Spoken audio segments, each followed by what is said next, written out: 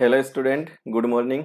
आज अपन जो क्लास लेंगे कोर जावा प्रोग्रामिंग, जिसके अंतर्गत है ना इम्पोर्टेंट क्वेश्चंस है जो परीक्षा के अंतर्गत आते रहते हैं, तो आप इनको जरूर पढ़ लेवे। BCA part third exam point of view से क्वेश्चंस तैयार किए हुए हैं। तो अपना सबसे पहला क्वेश्चन अपन शुरू करते हैं। पहला क्वेश्चन है जावा प्रोग्रामिंग का structure. Explain the Java programming structure with suitable example. Example के साथ में अपन को जावा प्रोग्राम का स्ट्रक्चर बताना है। तो इस क्वेश्चन में अपन क्या लिखें? तो अपन कोई भी अपन प्रोग्रामिंग लैंग्वेज में कोडिंग करते हैं, तो हर लैंग्वेज में एक अपना खुद का स्ट्रक्चर होता है। सी लैंग्वेज में करोगे तो सी लैंग्वेज का भी स्ट्रक्चर था, सी प्लस प्लस का भी स्ट्रक्चर होता है, पाइथन का भी अपना खुद का स्ट्रक्चर होता है, HTML करते हैं तो उसका भी अपना खुद का प्रोग्राम का स्ट्रक्चर होता है। ऐसे ही जावा का भी अपना खुद का प्रोग्राम का स्ट्रक्चर होता है। तो एक जावा प्रोग्राम्स को अपन कैसे लिखे? एक प्रोग्राम्स के कितने ना डिफरेंट डिफरेंट सेक्शन हैं, कौन से सेक्शन ऑप्शनल है, कौन से कंपलसरी है। तो अपन जो जावा का जो प्रोग्राम्स लिखेंगे तो अपने पास डिफरेंट डिफरेंट है ना 6 सेक्शंस में बना हुआ है ये प्रोग्राम्स। तो अपन देखेंगे तो पहला सेक्शन आपका डॉक्यूमेंटेशन है। तो डॉक्यूमेंटेशन का जो पर्पज है, कमेंट्स, कुछ भी अपन को रिमार्क्स है प्रोग्राम से रिलेटेड, कोई गाइडलाइन लिखनी होती है तो डॉक्यूमेंटेशन सेक्शन की हेल्प लेते हैं। तो ये सजेस्टेड है, तो ये अपन को लिखना चाहिए। तो डॉक्यूमेंटेशन या 3 तरह का हो सकता है, सिंगल लाइन्स है ना, मल्टी लाइन्स है, एक डॉक्यूमेंटेशन हो सकता है। फिर नंबर अपना है ना पैकेज इंटर स्टेटमेंट होता है। जो पैकेज में कई सारे है ना सब पैकेज होते हैं, इंटरफेसेस होते हैं, क्लासेस होती है, कलेक्शन होता है। तो अपन अपने जावा प्रोग्राम्स में ना पैकेजेस को कैसे है ना यूज करें, तो इंपोर्ट स्टेटमेंट के थ्रू करेंगे। तीसरा आपका इंपोर्ट स्टेटमेंट है, इंटरफेस स्टेटमेंट है, क्लास डेफिनेशंस है, फिर आपका मेन मेथड होगा क्लास के अंदर ही। तो आपके ये डिफरेंट डिफरेंट है ना इसके एक प्रोग्राम का पूरा एक बेसिक स्ट्रक्चर है। तो ये तो है ना, आप मेन मेथड तो ईच प्रोग्राम कोई भी जावा का प्रोग्राम लिखोगे ये तो कंपलसरी है। ये मेथड्स के बगैर तो आप रन ही नहीं कर सकते। तो आपके एक जावा का जब कोड लिखते हैं तो जावा में एक क्लास आपकी ऐसी होनी चाहिए जिसमें मेन मेथड्स होना चाहिए। उसी क्लास को अपन फिर सेव करते हैं उसी नाम से, फिर देन अपन रन करवाते हैं जावा के प्रोग्राम को। तो ये तो है ना सजेस्टेड है डॉक्यूमेंटेशन। पैकेज स्टेटमेंट, फिर पैकेज के बाद में import statement, interfaces statement, class definition, class के अंदर फिर मेन मेथड्स। तो ये ऑप्शनल है, अगर अपनी रिक्वायरमेंट है तो अपन कॉल कर सकते हैं, अदरवाइज इसको स्किप कर सकते हैं। तो वन बाय वन है ना इनका डिस्क्रिप्शन देखो। तो ये स्ट्रक्चर आप याद रख लो। डॉक्यूमेंटेशन में क्या होता है? डॉक्यूमेंटेशन में अपना होता है कमेंट्स लाइन, है ना। ये डॉक्यूमेंटेशन कंपाइलर के द्वारा इग्नोर किया जाता है। ये अपने खुद के ओन अंडरस्टैंडिंग के लिए यूज करते हैं, प्रोग्रामर के लिए यूज होता है ये डॉक्यूमेंटेशन। तो यहाँ पे 3 तरह के अपने डॉक्यूमेंटेशन यूज करेंगे, single line, multi line, documentation. तो सिंगल लाइन में double slash C plus plus के जैसे चलेगा, मल्टी लाइन में ना स्लेश स्टार स्टार स्लेश, और डॉक्यूमेंट में स्लेश डबल स्टार, और आपका है ना स्टार स्लेश, बिगिनिंग पे ये लगाओगे और क्लोजिंग पे ये लगाओगे। तो अपन को ये डॉक्यूमेंटेशन एसेंशियल सजेस्टेड है, एसेंशियल नहीं है, फिर भी लिखना चाहिए। सेकंड अपना है ना पैकेज। तो the first statement allowed in Java files in the package statement है। तो this statement declare the package name and inform the compiler that the classes defined here belongs to this package. कोई भी अपन को मान लो कि ऐसे package की requirement हो जाती है, तो फिर ये अपन को है ना डिक्लेयर करना होगा, फिर जो भी अपन क्लास यूज करेंगे उस पैकेज से रिलेटेड अपन यूज कर सकते हैं। तो पैकेज स्टेटमेंट को कैसे लिखेंगे अपन? पैकेज अपने आप में कीवर्ड है, स्टूडेंट एक पैकेज का नाम है, इसमें कई सारा कलेक्शन हो सकता है। तो फिर इस स्टूडेंट के कलेक्शन से अपन जो भी अपनी रिक्वायर्ड क्लास अपन यूज कर सकते हैं यहाँ पे। फिर एक नेक्स्ट होता है अपना इंपोर्ट स्टेटमेंट। तो इंपोर्ट स्टेटमेंट ये इसका थर्ड पार्ट हो गया। पैकेज स्टेटमेंट बट ना बिफोर एनी क्लास डेफिनेशन है ना may be A number of import statement. तो अपन को मान लो कई बार इनबिल्ट पैकेज होते हैं, तो अपन उसको अपन कैसे कॉल करें, कैसे प्रोग्राम से जुड़े। तो स्टूडेंट डॉट टेस्ट है ये पैकेज का नाम है ना, ये आपका Java dot util star dot star है ये आपका पैकेज का नाम है। ये util dot I O input output package का नाम है। तो ये इंपोर्ट के थ्रू अपन इनबिल्ट पैकेजेस को या यूजर पैकेजेस को भी अपन कॉल कर सकते हैं अपन। फिर देखो नेक्स्ट है इंटरफेस स्टेटमेंट। तो इंटरफेस स्टेटमेंट अपन तब यूज करते हैं जब अपन को मल्टीपल इनहेरिटेंस का यूज करना हो, है ना, हाइब्रिड इनहेरिटेंस है, मल्टीपल इनहेरिटेंस है। तो अपन को फिर इंटरफेस के थ्रू अपन को है ना यहाँ स्टेटमेंट लिखने होंगे। तो ये क्लास, ये हो गया an interface is like a class but include, ये हो गया includes a group of methods declaration. तो this is optional section and used only when we wish to implement the multiple internet है ना feature in the program. Java में क्या होता है, इनहेरिटेंस होता है, तो 3 लेवल तक इनहेरिटेंस सपोर्ट करता है ये। सिंगल लेवल है, मल्टी लेवल है, एक आपका हिरार्चिकल है। फिर ये मल्टीपल इनहेरिटेंस को सपोर्ट नहीं करेगा, हाइब्रिड को सपोर्ट नहीं करेगा। तो फिर अपनी यहाँ है ना जावा में कैसे करें, तो इंटरफेसेस की थ्योरी आ जाती है। फिर अपनी नेक्स्ट होती है क्लास डेफिनेशन, इंपॉर्टेंट पार्ट है। तो ये जावा का है ना कंपलसरी है, ये एसेंशियल है। तो classes are the primary and essential elements of a Java program. These classes are used to map the objects of real world programmes.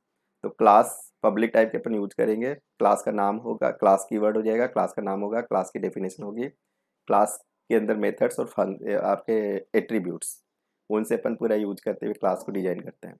फिर आपका क्लास के अंदर एक मेन मेथड्स होता है, ये भी कंपलसरी है, इसके बगैर रन नहीं होगा। तो ये स्टार्टिंग पॉइंट होता है रन करने का।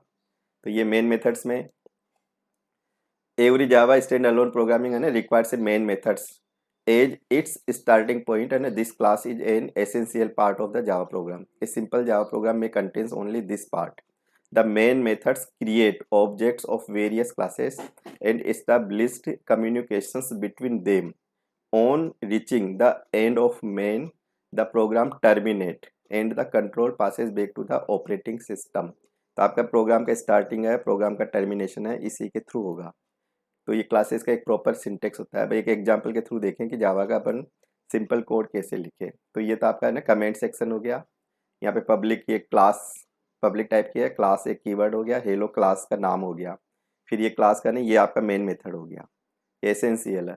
पब्लिक लिखेंगे, स्टैटिक कीवर्ड हो गया, वॉइड कीवर्ड हो गया, मेन आपका मेथड का नाम हो गया, स्ट्रिंग्स आपका एक आर्ग्यू हो गया, एरे टाइप का आर्ग्यूमेंट्स हो गया, ये आर्ग्यूमेंट्स है ना, ये स्ट्रिंग टाइप का आर्ग्यूमेंट्स हो गया, एक आर्ग्यूमेंट की पूरी लिस्ट होती है, आर्ग्यूमेंट्स होते हैं ये आर्ग्यूमेंट्स है ना, स्ट्रिंग टाइप का होगा ये जो भी होगा। इससे system dot out dot println hello word, ये सिंपल एक हेलो वर्ड को प्रिंट करने का एक प्रोग्राम से रन करोगे तो ये आउटपुट आएगा। तो एक ये सिंपल है ना प्रोग्राम्स, तो याद रखो आप जावा के लिए। नेक्स्ट क्वेश्चन अपना, what is a Java syntax. अपन कोई भी प्रोग्रामिंग लैंग्वेज में कोडिंग करते हैं तो कोई भी आप स्टेटमेंट लिखोगे तो जनरल रूल है कि हर स्टेटमेंट में है ना सिंटेक्स को फॉलो करना होता है। कि अगर आपने सिंटेक्स को सही फॉलो नहीं करोगे तो प्रोग्राम रन नहीं होगा। अब कोई भी अपन है ना जावा का कोड लिखेंगे तो कोड है ना अपने जावा के टोकन्स होते हैं, टोकन्स में अपने 5 तरह के डिफरेंट डिफरेंट टोकन्स होते हैं। तो टोकन्स का मिक्सअप करते हुए अपन है ना सिंटेक्स रूल रेगुलेशन को फॉलो करते हैं। कोई भी स्टेटमेंट लिखोगे जावा का, जैसे कंडीशनल स्टेटमेंट लिखोगे है ना, लूप स्टेटमेंट लिखोगे, आइडेंटिफायर को भी डिफाइन करोगे, कीवर्ड को भी है ना यूज करोगे, तो प्रॉपर सिंटेक्स आएगा। सिंपल सी थ्योरी है। तो अपन को यहाँ पे है ना जावा वाट इज है ना इज जावा सिंटेक्स क्या है उसको एक्सप्लेन देना अपन को। तो syntax is a particular format होता है of writing commands in programming language. Every language has a individual syntax. Without proper knowledge of syntax तो it would be difficult to generate desired output from a programming language. Syntax also refer to as a language of the computer. तो Java के अगर अपन syntax देखें तो जावा का code लिखेंगे ना तो अपने पास ये सब कुछ आता है। तो जावा के सिंटेक्स में डेटा टाइप भी आएगा, ऑपरेटर्स भी होंगे, ऑब्जेक्ट्स भी होंगे, क्लास भी होगी, मेथड्स भी होंगे, एक्सेस मॉडिफायर भी होंगे है ना, एरेज भी होगी, कीवर्ड भी होंगे। तो इनको अपन को पूरा है ना एक्सप्लेनेशन देना है सिंटेक्स के अंदर कि एक्सेस मॉडिफायर्स में अपन क्या यूज करेंगे, कैसे यूज करेंगे, मेथड्स को कैसे अपन डिफाइन करते हैं, क्लास को कैसे डिफाइन करते हैं है ना, ऑब्जेक्ट्स को कैसे अपन क्रिएट करते हैं, सबके सिंटेक्स है। तो अपन को यहाँ पे अपन पूरे तो नहीं पढ़ेंगे, मैं 2-3 का एक्सप्लेनेशन दे देता हूँ। तो Java syntax is similar to C और C plus plus because it comes from them, है ना, वहीं से ये इसको लिया हुआ है, सी और सी प्लस प्लस के जैसे ही होता है। Java program start is packages से अपन शुरू करते हैं। Packages consist of many classes each consisting of functions variable methods. We start the knowing the syntax of identifier in the Java. अब ये आइडेंटिफायर है तो इनके प्रॉपर सिंटेक्स है, यूजर वर्ड होते हैं, ये सब है ना यूजर वर्ड होते हैं आइडेंटिफायर, प्रोग्रामर के डिफाइंड वर्ड्स होते हैं, प्रोग्रामर वर्ड होते हैं ये। कि कोई भी अपन काम करेंगे तो सिंपल सी ना डेटा तो अपन को चाहिए होगा, तो डेटा है ना फंक्शंस का नाम है, डेटा का नाम है, वेरिएबल्स का नाम है ना, कोड का नाम है, ये सब आपको आइडेंटिफायर डिफाइन करना होगा, यूनिकली ये आइडेंटिफाई होते हैं। तो अपन को सिंटेक्स में अपन अंडर स्कोर भी यूज कर सकते हैं, इन डॉलर्स हैं, only special character allowed in है ना naming identifiers. Unicode character such as numbers alphabet, इनसे अपन है ना कॉम्बिनेशन से अपन वो बना सकते हैं आइडेंटिफायर। कीवर्ड फिक्स वर्ड होते हैं, फिक्स मीनिंग होती है, इस मीनिंग को अपन बदल नहीं सकते। हर कीवर्ड कोडिंग के लिए ना कीवर्ड्स की हेल्प लेनी होती है अपन को। कोई भी आइडेंटिफायर को भी डिफाइन करोगे कीवर्ड्स के थ्रू करोगे। तो keyword having a fix meaning, these meaning can not be change. Reserve word कह सकते हैं कीवर्ड को, फिक्स वर्ड होते हैं। टोटल जावा में है ना 50 कीवर्ड्स की लिस्टिंग होती है, 50 है ना लिस्ट होती है टोटल। ये भी थोड़ा सा याद होना चाहिए आपको ना। लिटरल्स कांस्टेंट को रेफर करता है, तो कांस्टेंट फिक्स वैल्यू होती है, ऐसी वैल्यू जो चेंज नहीं होती है। तो अपन वेरिएबल को वैल्यू असाइन करते हैं तो वो लिटरल्स ही होते हैं। तो न्यूमेरिक होते हैं, कैरेक्टर होते हैं, स्ट्रिंग होते हैं, तीन तरह के अपन लिटरल्स को यहाँ यूज करते हैं अपन। फिर एक कमेंट्स होते हैं, तो कमेंट्स अपन तीन तरह के कमेंट्स यहाँ यूज कर सकते हैं प्रोग्रामिंग के लिए।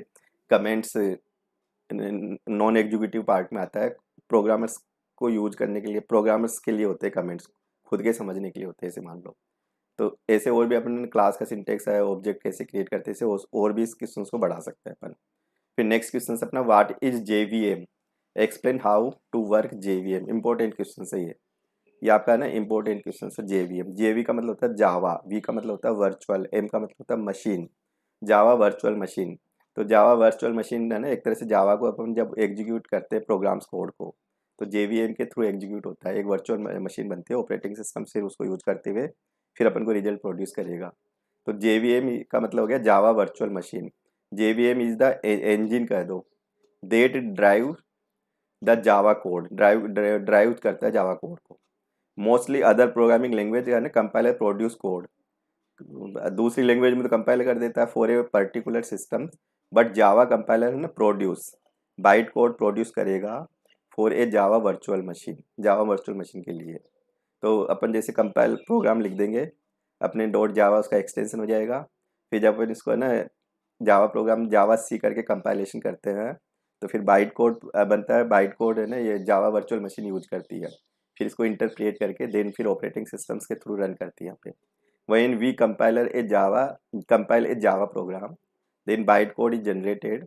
Bytecode is source code that can be used to run on any platform. तो बाइट कोड को ये जनरेट करने के बाद अपन किसी भी प्लेटफॉर्म के थ्रू अपन रन कर सकते हैं जेवीएम के through. Byte code is intermediary है ना, in language between Java source and the host system. It is a medium which compiles Java code to bytecode, which gets interpreted on a different machine, and hence it make it platform operating system independent. JVM कैसे काम करती है, तो पहले तो reading by code से byte code, फिर verifying byte code, फिर linking the code with the library. ये इसके तीन है ना, इसके वर्किंग प्रोसेस में आ जाते हैं। अब ये डायग्राम के थ्रू भी आप समझ सकते हो कि जावा का अपना सोर्स कोड होगा, है ना, एक कोड अपन यहाँ पे लिख देंगे। कोड को लिखने के बाद में ये जावा कंपाइलर उसको एक्सेप्ट करेगा और बाइट कोड ये जनरेट करेगा। फिर बाइट कोड यहाँ से चला, बाइट कोड है ना लोडेड होगा जेवीएम में, जेवीएम समझ गए, जावा वर्चुअल मशीन बीच में आएगी, इंटरमीडिएट कर दो आप। फिर जावा वर्चुअल मशीन है, जावा फिर इसको इंटरप्रिएटर करेगा मतलब लाइन बाय लाइन, और फिर ऑपरेटिंग सिस्टम्स उसको एक्सेप्ट करेगा, देन फिर उसको रन करेगा। तो ये है ना जेवीएम का एक रोल कर दो बीच में, रन करने में विशेष रोल हो जाता है। तो जेवीएम जनरेट्स ए डॉट क्लास, है ना, डॉट क्लास से बाइट कोड होता है ये भी याद हो जाना चाहिए। And that file can be run in any OS, but JVM should have in OS because JVM is platform dependent. JVM जो है ना ये प्लेटफॉर्म डिपेंडेंट है, और बाइट कोड प्लेटफॉर्म इंडिपेंडेंट है, किसी भी ऑपरेटिंग सिस्टम में रन हो जाएगा। अब अपन जावा को प्लेटफॉर्म इंडिपेंडेंट क्यों कहते हैं, अब आपको ये समझ में आ गया कि जावा बाइट कोड जनरेट होता है जेवीएम के थ्रू, अपन उसको फिर रन करवाते हैं ऑपरेटिंग सिस्टम के थ्रू। तो ये बाइट कोड है ना किसी भी ऑपरेटिंग सिस्टम्स में रन हो जाता है, तो इस वजह से इसको प्लेटफॉर्म इंडिपेंडेंट अपन कह सकते हैं। Java is called platform independent because of Java virtual machine as different computers with the different operating system have they है ना have their JVM. When we submit a dot class file to an operating system, JVM interpret the bytecode into machine level code. So JVM is the main component of Java architecture, and it is the part of the JRE, Java Runtime Environment. A program of JVM is written in C programming language में पूरा लिखा हुआ है ये, and JVM is operating systems dependent. JVM is the responsible for allocating the necessary memory needed by the Java program. The JVM responsible deallocating memory space. फिर आप देखो, ये भी है ना अच्छा क्वेश्चन में आता है। एक तो एक्सेस मॉडिफायर होता है और एक आपका ना एक्सेस स्पेसिफायर होता है। तो एक्सेस है कि अपन डेटाज को मेथड्स को कैसे एक्सेसिंग दे, क्योंकि अपन डिफरेंट डिफरेंट है ना कोई भी क्लास बनाएंगे, डेटाज भी आएगा मेथड्स भी आएगा, तो अपन कैसे सजेस्ट करें। तो access modifier is the name suggest limits the access. Access means read करना है ना, यूज करना एक तरह से, of entities that are defined with the access modifier used by Java। तो एक तो पब्लिक है, प्राइवेट है, प्रोटेक्टेड है, डिफॉल्ट है। सी प्लस प्लस में अपन ने 3 तरह की एक्सेसिंग पढ़ी थी, पब्लिक प्राइवेट प्रोटेक्टेड। यहाँ पे अपने 4 तरह की एक्सेसिंग आ जाएगी, एक डिफॉल्ट आ जाएगी। तो ये अपन को है ना पूरा ये याद हो जाना चाहिए। अब नेक्स्ट क्वेश्चन है अपना वेरिएबल का स्कोप। क्योंकि अपन है ना जावा में पैकेज भी लिखेंगे, इंटरफेसेस भी बनाएंगे, है ना ब्लॉक्स भी बनाएंगे, क्लास भी बनेगी, नेस्टेड क्लास भी बनेगी। तो आपका है ना वेरिएबल्स की पोजीशन डिफरेंट डिफरेंट लोकेशन पे हो सकती है। तो वेरिएबल का क्या स्कोप रहेगा, ब्लॉक लेवल का वेरिएबल कैसे काम करेगा, है ना क्लास लेवल का वेरिएबल है, मॉड्यूल लेवल का वेरिएबल्स है। तो ऐसे अपने पास है ना कई सारे वेरिएबल्स का स्कोप हो सकता है। तो द स्कोप क्या होता है ना वेरिएबल का, तो कम से कम इसकी डेफिनेशन तो याद रखो। The scope of a variable is the part of the program over which the variable name can be है ना referenced. You cannot refer to a variable before its declaration। We can declare variable in several different places। अलग अलग places पे हो सकता है। तो इन ए class body, है ना, a class field, as a class field. Variable declaration here are है ना referred to as a class level variable बोलेंगे उसको। फिर a parameter of a methods of constructor. Constructor अपन बनाते हैं, है ना, क्लास नेम और कंस्ट्रक्टर नेम सेम होते हैं। तो पैरामीटर अपन डिफाइन करते हैं कंस्ट्रक्टर के, तो वो आपका अलग लेवल हो सकता है। इन ए मेथड्स बॉडी और कंस्ट्रक्टर बॉडी।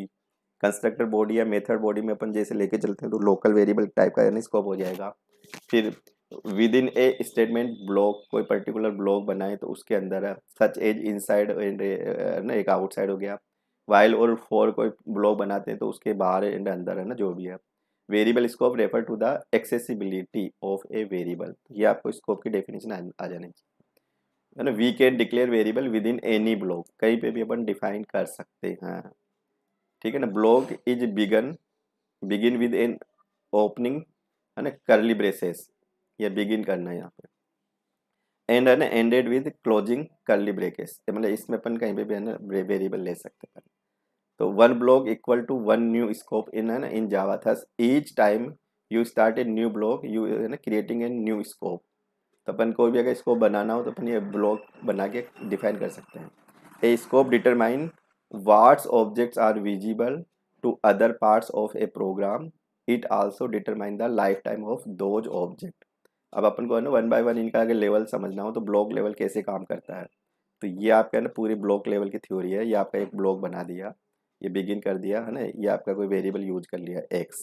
तो यहाँ पे एक्स है ना ये आपका ब्लॉक लेवल का वेरिएबल कहलाएगा। अब अपन को कई बार एक्स को अपन आउटसाइड यूज करें तो कई बार नॉट एक्सेसिबल की थ्योरी आ जाती है ना। तो अपन को ये ब्लॉक एक्स है ना यहीं पे अपन यूज कर रहे हैं। अपन यहाँ पे एक्स यहीं पे क्रिएट हुआ और ये इसी ब्लॉक के लिए पर्टिकुलर काम करेगा। अदर रिप्लेस पे करेंगे तो ये ना नॉट एक्सेसिबल आ जाएगा, सिंपल सी थ्योरी है। फिर नेक्स्ट देखोगे नेस्टेड अगर अपन यूज करें तो नेस्टेड में भी अपन एक्स और वाई या डिफाइन कर रखा है, क्रिएट कर रखा है नया वेरिएबल। तो ये है ना इसी पर्टिकुलर ब्लॉक्स के अंदर है ना ये एक ब्लॉक बना हुआ है ये। तो ये दोनों ब्लॉक में ये इफेक्टिव रहेगा, ये वाला और ये वाला। तो इसकी जो लिमिटेशन है वो इस ब्लॉक के लिए है यहाँ पे, है ना। ये इस इनर और आउटर जो आ रहा है ना, तो ये थोड़ा देख लेना अपना। ऐसे ये आगे और पढ़ो तो इसको थोड़ा सा लंबा टॉपिक है। तो variable declare as methods parameter है ना, कैन भी अपन को भी मेथड्स बनाते हैं, मेथड्स के पैरामीटर लेते हैं। फिर सेंडिंग पैरामीटर, रिसीविंग पैरामीटर, तो उनकी क्या एक्सेसिबिलिटी रहेगी। तो इस तरह का है ना अपने पास स्कोप डिफरेंट डिफरेंट टाइप का हो सकता है। तो यहाँ कोई भी अपन क्लास लिखते हैं, क्लास में मेथड्स होते हैं, तो मेथड में फिर लोकल वेरिएबल भी आ सकता है। तो यहाँ पे जैसे इस प्रोग्राम्स के अंदर ना मेथड्स और क्लास के कई वेरिएबल्स ले रखे अपन को, तो ये भी थोड़ा सा अपन देख लेंगे। फिर एक्सप्लेनेशन ऑफ प्रीवियस प्रोग्राम, मतलब इसका पूरा एक्सप्लेनेशन दे रखा है ये वाला। फिर नेक्स्ट देखोगे स्कोप ऑफ वेरिएबल इन जावा। फिर आपका ये जैसे और भी है ना डिफाइन करके अलग अलग तरह के अपन को यहाँ पूरा बता रखा है यहाँ पे। कोई भी अपन रीइंस्टॉल करते हैं ना, री इनिशियलाइजेशन करते हैं same variable again and again, तो उसका क्या स्कोप होता है। तो ये भी है ना आप एक्सप्लेनेशन दे सकते हो। तो थोड़ा सा ये बड़ा टॉपिक हो जाता है, तो इसको आप पढ़ लेवे। नेक्स्ट देखो, जावा प्रोग्राम के एप्लीकेशंस एरियाज, अच्छा क्वेश्चन है। तो कम से कम 8-10 एप्लीकेशंस एरिया याद रख सकते हो कि जावा का है ना ऑब्जेक्ट ओरिएंटेड प्रोग्रामिंग होती है, उसके एप्लीकेशंस एरिया क्या क्या है। तो जावा के जो एप्लीकेशंस एरिया है, तो रियल टाइम सिस्टम है, सिमुलेशन मॉडलिंग है, ऑब्जेक्ट ओरिएंटेड है, हाइपर टेक्स्ट हाइपर मीडिया है ना, expert text, AI in artificial intelligence expert system है ना, CIM कंप्यूटर ये हो गया इंडस्ट्री, इंडस्ट्री मैन्युफैक्चरर, और CAD कंप्यूटर एडेड डिजाइन, और एक केम कर दो CAM है ना, इसको CAM करो, computer aided manufacturing, CAM computer aided manufacturing, computer aided design, computer aided system. फिर decision support system, pattern recognization, mobile computing, data warehousing and data mining, parallel computing, ये इसके एप्लीकेशन एरिया जहाँ use कर सकते हैं। ये भी अच्छा क्वेश्चन है, JDK JRU JVM। तो JDK एक पूरा किट होता है, इसमें कई सारे है ना कलेक्शन होता है, जावा डेवलपमेंट किट, जावा रन टाइम एनवायरनमेंट, और एक जावा वर्चुअल मशीन। तो ये जावा वर्चुअल मशीन अपन पढ़ चुके, तो ये पूरी और थ्योरी आप पढ़ना चाहो पढ़ सकते हो। JRE हो गया जावा रन टाइम एनवायरनमेंट। तो रन टाइम एनवायरनमेंट के लिए क्या क्या रिक्वायरमेंट है, तो पूरा इसमें कई सारे वो होते हैं, इसमें है ना रन करने से रिलेटेड टूल्स होते हैं। तो it is the implementation of JVM, the Java run time environment is set of software tools which are used to developing Java applications. It is used providing runtime environment, and it is the implementation of JVM. It's physically exists, है ना, it contains a set of libraries है plus other files है ना। JVM uses 8 runtime। एक JDK होता है Java development kit, कई सारे कलेक्शन होता है इसमें भी। इट इज ए सॉफ्टवेयर है ये development environment which is use to develop Java applications and applets. It physically exists. It contains JRE plus development tools. JRE को भी रखेगा, पूरे डेवलपमेंट के टूल्स भी होंगे। JDK is an implementation of any one of the below given Java platform released by Oracle Corporation. तो standard Java edition platform कह दो, इंटरप्राइजेज एडिशन जावा प्लेटफॉर्म कह दो, है ना, माइक्रो एडिशन जावा प्लेटफॉर्म कह दो। नेक्स्ट देखो, व्हाट इज JIT कंपाइलर। तो JIT कंपाइलर होता है जावा जस्ट इन टाइम, जे का मतलब हो गया just in time, JIT compiler. It is use to improve the performance. JIT compilers parts of the byte code, byte code का एक पार्ट्स हो गया, that have similar functionality at the same time in the same time and hence reduce the amount of time needed by compilation. Here the terms compiler refer to a translator, compiler अपन को translator बोलेंगे यहाँ पे, है ना। तो instruction set of Java virtual machine to the instruction set of specific CPU। फिर what gives have its, ये अपन है ना, जैसे what gives Java its, what gives Java its write once and run anywhere nature। जावा को अपने क्यों कहेंगे अपन, एक बार लिखो और कहीं पे भी इसको रन करो। तो what once, write once and run anywhere nature, तो अपन क्यों बोलेंगे इसको, है ना, क्या है वाट गिव्स, तो द बाइट कोड की वजह से। Java compiler convert the Java program into class, dot class file होती है byte code, which is intermediate language between source code and machine code. तो this byte is not platform specific and can execute any on any computers। what is the various access specifier, इसमें भी है ना modifier और access specifier, ये दोनों same है, तो वो ये 4 तरह के है ना, यहाँ पे 5 तरह 4 तरह के हो जाते हैं। what is the difference between object oriented language and object based programming language। तो यहाँ पे अपन को ऑब्जेक्ट ओरिएंटेड लैंग्वेज और ऑब्जेक्ट बेस्ड प्रोग्रामिंग लैंग्वेज अंतर बताना। तो ऑब्जेक्ट ओरिएंटेड लैंग्वेज में जैसे जावा हो जाती है, ऑब्जेक्ट बेस्ड प्रोग्रामिंग लैंग्वेज में जावा स्क्रिप्ट हो जाती है। तो एक तरह से दोनों का अलग अलग कंसेप्ट है, तो ये थोड़ा सा आप देख लो। Object oriented language follow all the concept of OOPS, है ना। The object based language does not follow the concept of OOPS, like inheritance है ना, पॉलीमॉर्फिज्म, ये आपका ऑब्जेक्ट बेस्ड लैंग्वेज फॉलो नहीं करती। Object oriented language do not have the inbuilt objects, whereas object based language inbuilt object होते हैं इसमें, जैसे जावा स्क्रिप्ट में विंडोज के पूरे है ना पूरे ऑब्जेक्ट्स होते हैं। ऑब्जेक्ट ओरिएंटेड प्रोग्रामिंग में जावा, सी प्लस प्लस, स्मार्ट है ना, एसेट्रा। जबकि आपके ऑब्जेक्ट बेस्ड में है ना जावा स्क्रिप्ट है, वीबी स्क्रिप्ट है, एसेट्रा। तो एक अपन को ये भी अच्छा क्वेश्चन है, what is the main methods static because the object is not required to call the static method. If we make the main methods non-static, तो JVM will have a create its object first and then call main methods which है ना will lead to the extra memory allocate। अपन को क्या होता है कि जब JVM use करेगा तो वन टाइम है ना ऑब्जेक्ट क्रिएट होना चाहिए, बार बार है ना एलोकेट नहीं होना चाहिए। तो मेमोरी ये अपन को फिर ज़्यादा यूज करनी होगी अपन को, तो इस वजह से अपन है ना ये लगाते हैं अपन, मेन मेथड्स स्टैटिक ही बनाते हैं अपन। फिर अपना एक ओवरराइडिंग और ओवरलोडिंग, एक ये भी अच्छा क्वेश्चन है, दोनों ओवरलोडिंग से रिलेटेड ही है। तो method overloading increase the readability of the program, method overriding provide the specific implementation of the methods that is already provided by its super class. Methods overloading occurs within the class, और ये methods overriding occurs in two classes that have is a relationship between them. In this case मतलब overloading में, in this case the parameter must be different, in this case the parameter must the same. Overriding में same, यहाँ पे different. फिर एक अपना ये questions भी है ना अच्छा क्वेश्चंस है, इसके ऊपर भी बहुत सारे क्वेश्चंस बनते हैं कि कंट्रोल स्टेटमेंट। अब अपन को ये है ना as theory C plus plus की तरह ही चलेगी आप, कि यहाँ पे डिफरेंट डिफरेंट टाइप के कंट्रोल स्टेटमेंट है। तो कंट्रोल स्टेटमेंट की तीन मेजर कैटेगरी हो जाती है, सिलेक्शन स्टेटमेंट कर दो या ब्रांचिंग स्टेटमेंट कर दो, है ना। यहाँ पे अपन ब्रांचिंग भी कर सकते हैं यहाँ पे, ये अपने पास है ना मल्टीपल ब्रांच हो सकती है, उसमें से एक ब्रांच को सेलेक्ट करें। इटरेटिव का मतलब होता है ये रिपीटेशन, है ना, रिपीटेशन प्रोसेस। और एक जंप स्टेटमेंट है जो कंट्रोल को अपन कहीं पे भी है ना वन प्लेस से अदर प्लेस पे रिटर्न कर सकते हैं अपन। तो अपने पास जो कोर्स में है एक तो तीन तरह के लूप है, चार तरह के लूप है वैसे जावा में, फिर बाकी तुम तीन तरह की थ्योरी दे सकते हो। ये अपने पास इफ स्टेटमेंट आता है तो इसमें चार कैटेगरी आपको लिखनी होगी, है ना। स्विच स्टेटमेंट आता है तो स्विच स्टेटमेंट का प्रॉपर पूरा डायग्राम्स। तो ये अपन को जावा के कंट्रोल स्टेटमेंट है। तो अपन को भी लूप की थ्योरी देंगे तो इनके सिंटेक्स दो, थोड़ा सा इनका पर्पज बता दो, और फिर देन इनको ना एग्जाम्पल दे दो। तो ऐसे ही फिर अपन और भी देखें तो ऑपरेटर्स अगर देखें ना जावा में अपने पास कोर्स में कौन कौन से ऑपरेटर्स हैं। तो ऑपरेटर्स में अपने पास जैसे लॉजिकल ऑपरेटर है, तो लॉजिकल ऑपरेटर में आपको जो आंसर देना है, तो यहाँ पे अपन है ना ये डबल एंड, है ना, डबल पाइप, और ये तीन ऑपरेटर की आपकी डिटेल देनी है आपको यहाँ पे। तो ये लॉजिकल आपका क्या कहलाता है, and operator, logical and operator है। ये आपका क्या कहलाता है, और ऑपरेटर, और ऑपरेटर, है ना। ये क्या कहलाता है, नॉट ऑपरेटर।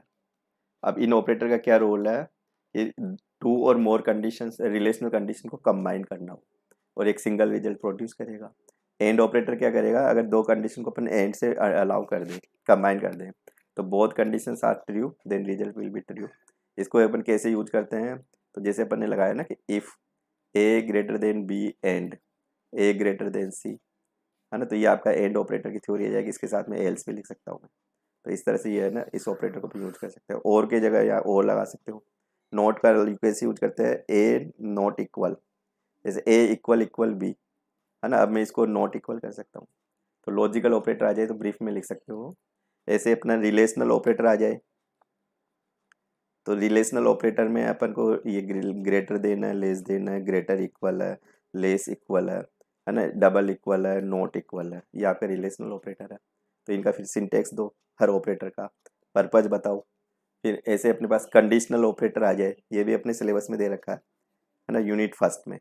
तो कंडीशनल ऑपरेटर, तो इसको अपन है ना टर्नरी ऑपरेटर भी बोलेंगे, टेनरी टेनरी ऑपरेटर भी कहेंगे। इसमें कंडीशनल ऑपरेटर में इसको बताना होता है। सिंटेक्स देना चाहोगे तो एक्सप्रेशन 1 आएगा, क्वेश्चन सिंबल्स आएगा, फिर एक्सप्रेशन 2 आएगा, फिर कोलोन आएगा, फिर एक्सप्रेशन 3 आएगा, है ना। ये सिंटेक्स हो जाएगा इसका। तो ये आपका रिलेशनल होगा, यस नो का रिजल्ट प्रोड्यूस करेगा। अगर ये यस हो गया तो ये ट्रू हो गया, तो ये एक्सप्रेशन 2 को इवैल्यूएट करेगा। अगर ये फॉल्स हो गया तो एक्सप्रेशन 3 को इवैल्यूएट करेगा। तो है ना इसका आंसर अपन ऐसे दे सकते हैं, जैसे अपन ने आर इक्वल, जैसे मैंने एक कंडीशन लगा दी n%2 है ना, ये अपने पास एक अर्थमेटिक ऑपरेशन है, इसका रिजल्ट आएगा है ना इक्वल इक्वल, मैंने यहाँ पे कर दिया 0। अब इसका रिजल्ट ये यस आ गया, तो जैसे मैंने यहाँ पे 1 ले लिया है ना, यहाँ पे 2 ले लिया, यहाँ पे 0 ले लिया, तो ये तो यह रिजल्ट 1 लेके आएगा, डिवाइड हो गया तो यह 0 लेके आएगा। फिर आर को अपन ने कंडीशन में फॉलो करके रिजल्ट दे सकते हैं ना, क्या रिजल्ट आएगा, एल्स करके फिर रिजल्ट दे सकते हैं कि यहाँ क्या रिजल्ट आएगा। तो इस तरह से अपन है ना इनके पूरे सिंटेक्स लिख सकते हैं। तो कंट्रोल स्टेटमेंट में ये पूरे आपके विद ना एग्जाम्पल या याद हो जानी चाहिए। स्विच स्टेटमेंट भी सिलेक्शन केस स्टेटमेंट है, मल्टीपल स्टेटमेंट अगर गिवन हो और अपन को एक ऑप्शंस का सिलेक्शन करना हो तो स्विच के थ्रू कर सकते हैं अपन। कंटिन्यू आपका लूप के अंदर यूज होगा, ब्रेक लूप के अंदर यूज होता है, रिटर्न आपका है ना मेथड्स के अंदर यूज होता है, जब अपन को फंक्शन मेथड्स बनाने हो है ना with argument and with return, तो अपन इनको यूज में ले सकते हैं। तो ये सी लैंग्वेज या C++ के सिमिलर है। अपन को जावा के स्टेटमेंट को यूज करते हुए यहाँ पूरा बताना है आपको। तो जावा में जैसे अपन सी लैंग्वेज में प्रिंटफ लिखते हैं, C++ में जैसे सी आउट लिखते हैं ना, जावा में system dot out dot right ना ऐसे लिखेंगे अपन। तो अपन सिंटेक्स दें तो फिर जावा की कोडिंग में सिंटेक्स देना है। तो आज की क्लास को अपन यहीं पे एंड करेंगे है ना। अगर पहली बार देख रहे हो तो सब्सक्राइब जरूर कर देवे। Thank you.